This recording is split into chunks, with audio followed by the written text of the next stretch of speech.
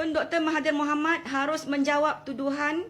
Adakah benar Tun Dr. Mahathir Mohamad sekeluarga memiliki 488 buah syarikat dengan kekayaan berjumlah $44 bilion yang sekarang bernilai 170 bilion ringgit.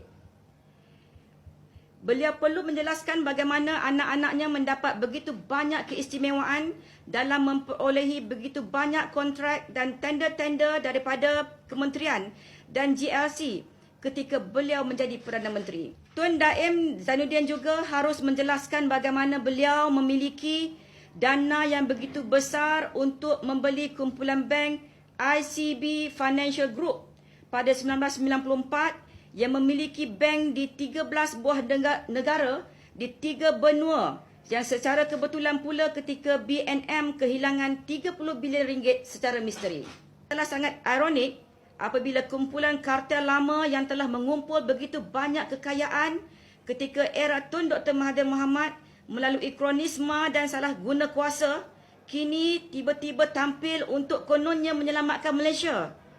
Adakah kumpulan kartel lama ini mahu menyelamatkan Malaysia? Atau mereka hanya sekadar mahu menyelamatkan diri sendiri?